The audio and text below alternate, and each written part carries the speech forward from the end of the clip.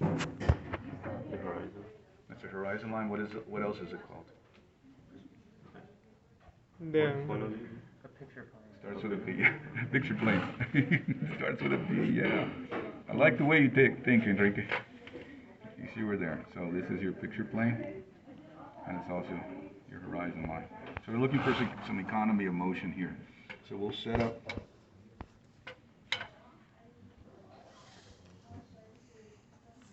We'll set up our vanishing point.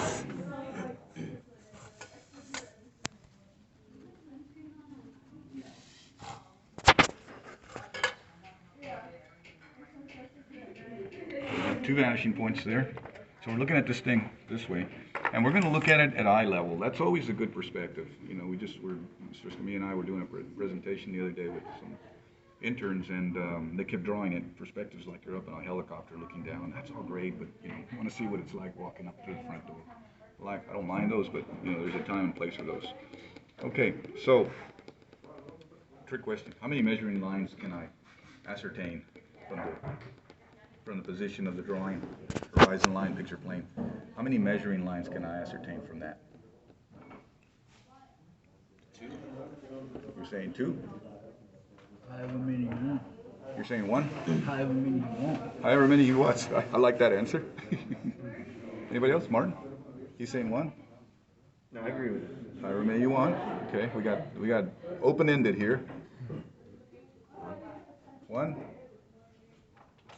Yeah, I like class participation too. There's nothing wrong with what you guys said. It's like going to the doctor and getting a bunch of x-rays done, and they go across you and they check out, you know, what's in your guts and all of that. Well, the obvious ones are where the picture plane touches the image, right? Find an inside corner, an outside corner. There's one right there, and there's one right there. So you have some options. This is great when you find clues like that on a drawing, because you're not tracking lines from one side all the way to the other side. That's, again, economy of motion. You look for tricks on a drawing. We're going to combine the picture plane and horizon line. This takes a little bit to discuss so that you understand the tricks. It's like working on a car. You look for ways of figuring things out. All right, well, let's just say that right one is our measuring line. And we're going to go with let's go with 6 feet to the ground. And what was the height of our building? Anybody remember? Like 20. 22. 22 from the datum. What was the overall height from the eave to the datum? 12 feet? Is that 12. 12? Okay. That's what you meant to say, right? Okay. I think I heard you well. So I'm going to mark 6 down, 6 up. Easy to think about. You don't have to go 5 and 7. You don't have to use prime numbers. You can use even numbers if you like. All right, well, let's start right away. Let's go right to our vanishing point.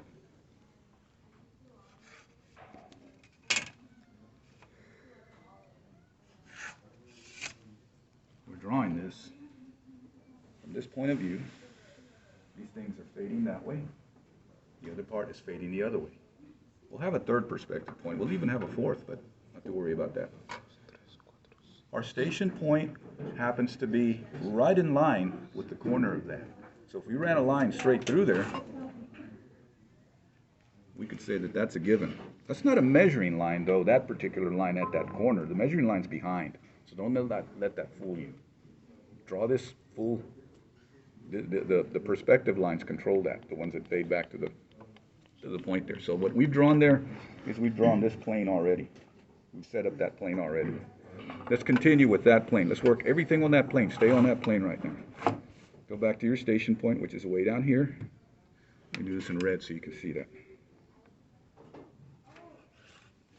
Aim across. I'm going to that corner right there. I'm going to that corner right there. I'm hitting my picture plane, horizon line, / horizon line. Remember that thing has 2 names on it. Straight vertical line. Now what do I do from there? How high is this piece right here?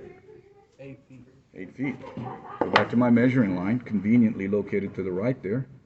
Measure up 8. You don't measure here, you measure there. Construction line. Now I want to get the column. Station point. Picture plane. I'll add the base to this later. Right now I'm working from the datum line. That's a good thing to do. Stay on your datum line because that references everything. You could add the extra 8 inches, but not to worry. Always work the ground below the datum line, work above the datum line. That keeps things in order for you. A little bit more disciplined about the drawing. I can actually commit to these lines here. And I'm happy with that. Let's get this peak. That always throws everybody off, these peaks, right? Because they're not nice and square, right? How high is it from that eve line to the top of the peak? You drew it, so you know. 4'4". 4'4". 4 feet it was. 4 feet? 4 feet and 4 inches. Is that what you're saying? 4 feet and 4 inches, right? From the eve to the very top of the peak. Oh no. Isn't it like 7.5? Yeah, 7, Like 7.5 was. 7 yeah. No, the Where 7.5 is it is to the before? top of the dormer. Oh, yeah. You don't remember? You drew it. What do you think, Benny? What is it over there? What do you say over there? Yeah. Like this piece? Yeah, from there to the eve. 7.5. Not 7.5. That's to the dormer. 12. You're close. You're close. 8 feet, right? Because this is 16. This is 12 and 12. So that's got to be by rule, by 45. That's got to be 8, total of 20, right? All right, look for those clues in the drawing. You got 12 feet here. This was 16. This is a 45, so that's got to be 8, if that's 8, right? Well, let's get the full height. Let's go to, always have your benchmark at 0 if you can. Measure off. This limits the degree of error. Set a dot there. Come over to your vanishing point and throws a line way up here. Not to worry. If this is correct, the way we drew this is the halfway point between that elevation right there. So we don't even have to do anything. We don't have to run any lines other than go back to our porch line there and go vertical.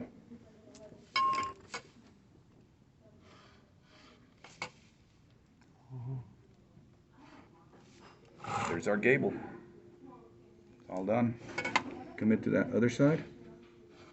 And we have basically that end plane. Now we have a little bitty hole here, 2 by 3. How do we get that? It looks like it's centered on the model. You'll have to look at your drawing, but let me work off the model. It looks like it's centered, so if this is 2 by 3, 1.5 foot down, 1.5 foot up, and then 2 the other way. It's 4 feet and 4 inches above from the top right here. Yeah, that's what I was saying. 4 feet 4 inches? Yeah. Okay, well, I'll go with that. So how do we find that? 4 feet 4 inches. Everything's measured here, right? So are you telling me that the bottom of this is 4 feet 4 inches right there to the bottom of the sill? Yes. How tall is it? Do you remember? 28 inches. Yeah, 28 inches. 28 inches. That's 2'4", right? And how wide is it?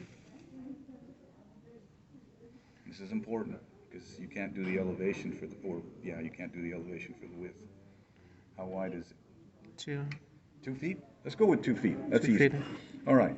How do you find a width on an elevation like this? How do you center the width? You have to go back to the plan. And remember, when you're taught to cut plans, you cut them at 3 to 4 feet above the floor level, right? That's always what you've been taught in Graphics 1 and even in Graphics 2 and in your design classes. There are times when you alter that. You take creative license when you have windows like those high windows. If I was doing a plan in this room, I wouldn't worry about cutting it at 3 feet or 4 feet. I'd cut it at 5 feet or 6 feet to make sure I capture all the windows. They're important. That's what's important about the room. There aren't any windows below. There's windows at a certain height, so I want to grab them all. So go to the plan, set up a couple of markers, one to the left, one to the right, and we can place dots or we can do a couple of lines like that. But that's our width of our opening above that corner right there, above our porch. We have to have some kind of reference point. Go back to your station point. Everybody understand what I'm doing here, right? Yes, sir.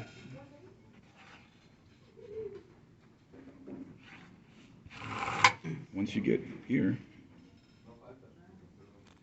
just make sure you track them. And there's our opening for Gustavo's measurements.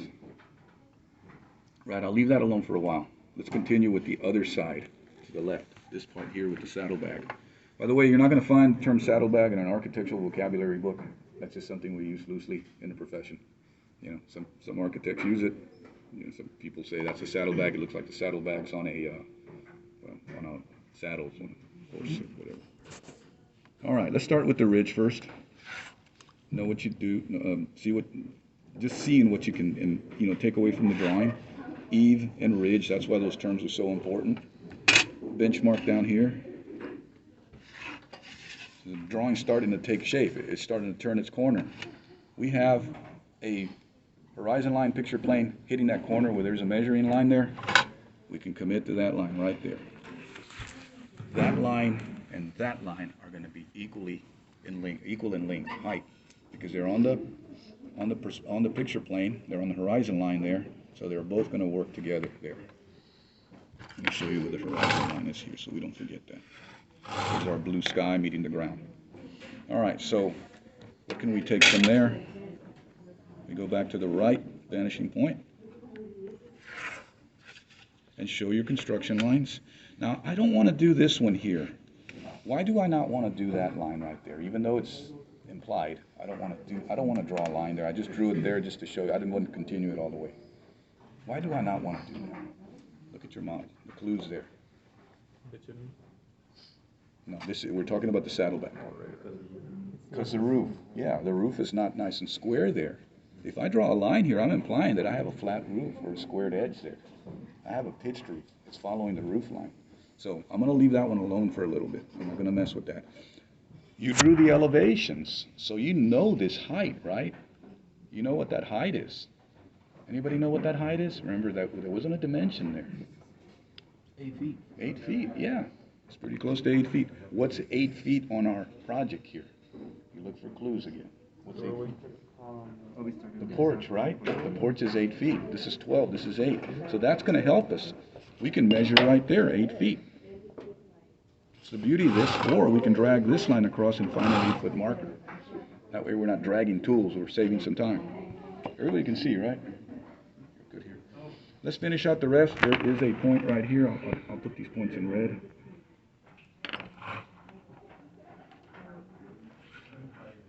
Clip the corner, go to the picture plane, go vertical here, do the same thing on the other side. Now you're going to get a very skinny piece here, even though the saddleback portion is wider than that part. You're going to see, because of the rule of 40, or the way this is set up at 45, that's going to reduce left to right. It shortens up the view. It's like taking this view and turning it on you, and as I keep turning it, this view starts getting skinnier from your side until you just see a line. So, again, I'm just reviewing some of that. All right, how do we get this situated? We can commit to the benchmark line. We can even commit to that line. So we're good there. The 8 feet was here. Now, what do I do with that 8 feet? What's the plan here? How do I transfer it to here?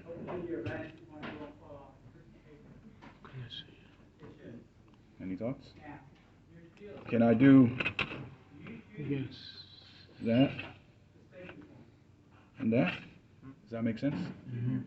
Yeah, because we kept that constant. It grew here a little bit because this corner was closer to you, so that got higher. These two got lower.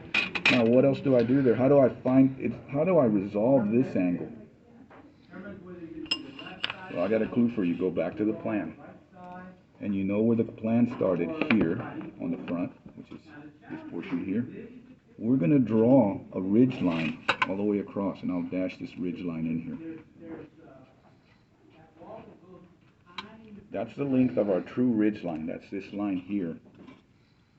Now I want you to do something different than the model here, and I'll get to that chimney stack in a little bit. I'm going to throw a little bit of a curve at you because I want you to kind of understand this correctly. This right here is one way to resolve a roof line. But we're going to crawl that chimney over the roof line to complicate things a little bit. You know, don't worry. What you drew, you see that little indentation right there? Yes. Or that little articulation? That's what you're really drawing. The model's a little different. So I want you to pay attention to that. Obviously, the dormer is even shorter than the model. You got enough memory on that thing? Yes, I do. All right. We're going to go to this back point on the ridge. That's this back point back here. Draw a line right through there, hit our picture plane, and go vertical. So this line up here is our true ridge line. Now I didn't draw it all the way through because I know I'm going to have to climb the chimney cap over it, but I want to know where it stops. The reason I want to know where it stops is because I'm going to connect that line and the last corner of our saddlebag line here. I'll let that line, I need a longer ruler because I'm going to let that line keep running out eventually. So once I do that, I'll have the next connection here. These two lines are not technically parallel to one another. One of them fades out to a perspective point over there, and so does that one. So we find that perspective point easily. We draw a vertical line from our right vanishing point and eventually meet this one at it, but I need a really long ruler to have that happen. Where is that going to help us? We're going to use that point, stick a pin there, and pivot this straight edge to capture all our seams on the roof. It's much easier to do it that way. Another option is you draw it on that ridge line below on the plan. You show markers and you hit every one of them from your station point to your horizon line picture plane, and then vertically come up to the ridge line. You see how that keeps going? It's a long process. I think there's other ways to do that. That's why I'm looking for those ways to shortcuts. Finish this up.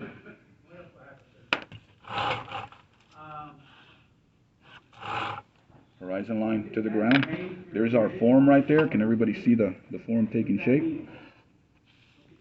Now let's draw the other side of this opening here. Station point. Now you can just start filling in the blanks.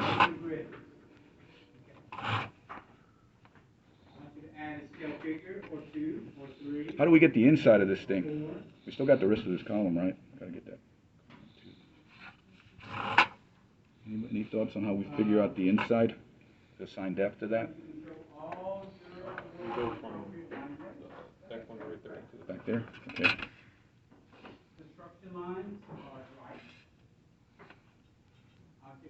Pay attention to what he's saying, man. He's serious about those construction lines. It's a funny story about Mr. Escamilla and myself. I was at a presentation one time for our base at our measuring line, right? Go down 8 inches.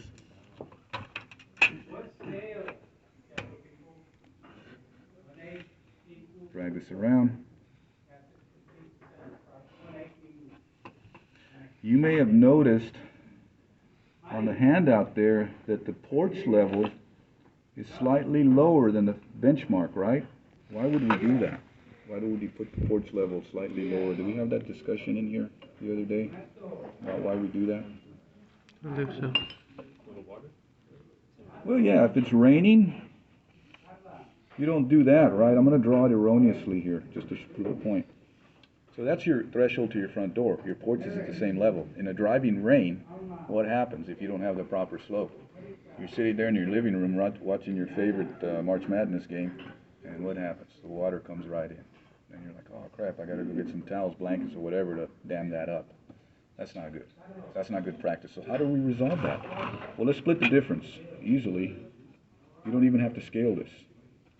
You can take a drawing like this and interpolate it really quickly. Drop this down, drop this down, drop that down. They make an eraser for a reason. You know, some architects don't like to say that they make any mistakes. We keep resolving the drawing. That's what we like to say. I'm going to leave that line there. I'm going to take this one off. I'm going to take that one off. And take that one off right there. The reason I left that other one there is because that is the benchmark to the door. So I want to keep that because that's going to help me show that door in there.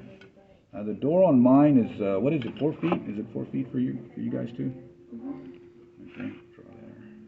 Some of the other students started on the Friday before we left for spring break, so they were drawing a single door because I couldn't remember what the instructions were and I didn't have the handout. Now, how tall is the door? Anybody, any clues on how tall that door is? 7 feet. 7 feet? We go on Yes. 7 feet? Okay, I'll go with that. Where do we find a benchmarker for 7 feet? Should I go all the way over here and drag across and then back?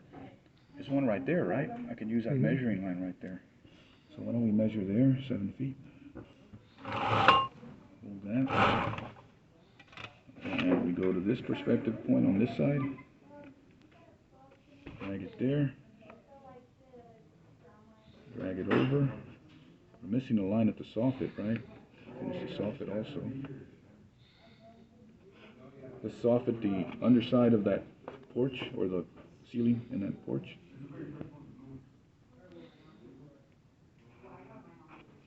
Okay, there's our door opening. Now how do we assign depth to that? Well, our walls are a foot thick in most cases. You know, I had you asked me how wide the walls are, not thickness though, the width of the walls. So how do we find that on here? Well, it just happens to be that that line kind of fell right in place with there, so I can use that as a return. Yes.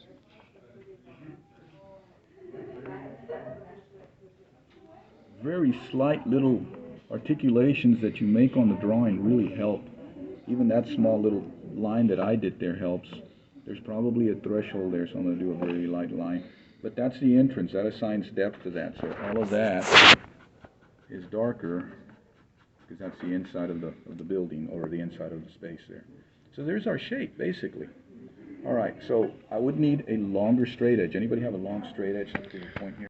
Of error, unless you're doing this by computer. And you can do this on AutoCAD, on Revit, the way I'm doing it, with like using your mouse as a pencil, or you can just use your thickness from your drawing, extrude the drawing, pivot it around. That's the easy part, but you have to know the fundamentals first.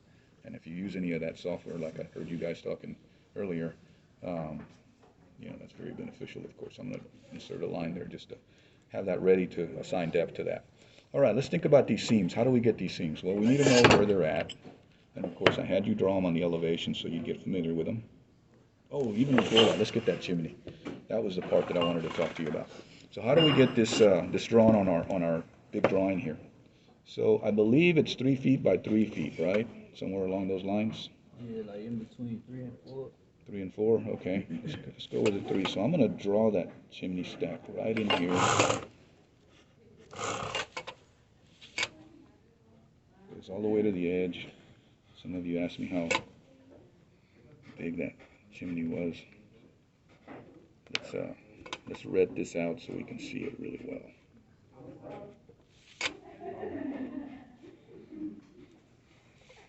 There's our chimney and plan. Now we'll erase it later or just leave it there, you know, as a historical element and how we got there. We have 3 visible corners, one in the back, of course. Aim at those corners.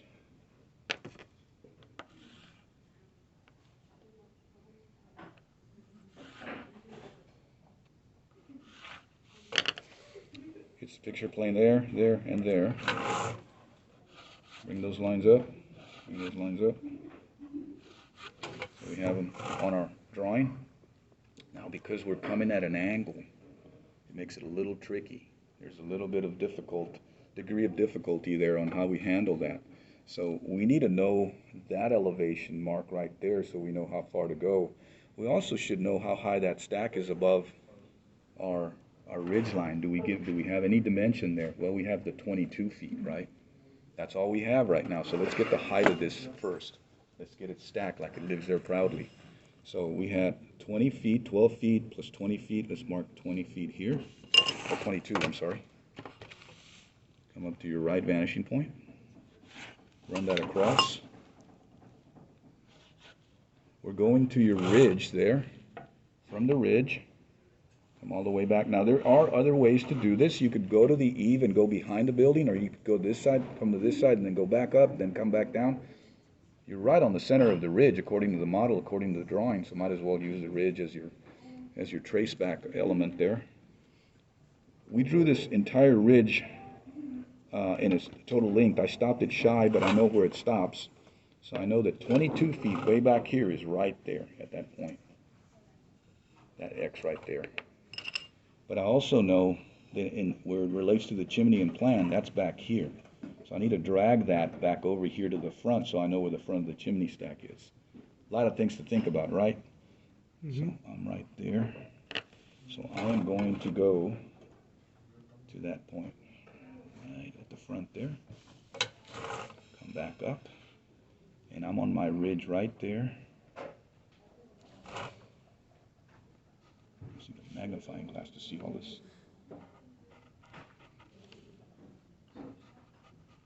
So there's my chimney. I can commit to the back line there, coming down. Now I need to figure out where that line goes, and where that line on the backside just kind of stops at the back, goes behind the ridge. But it's the line there that confuses me. I need to get that part right. So how do I find that? That's really difficult, because if I don't trace things back, if you remember the back wall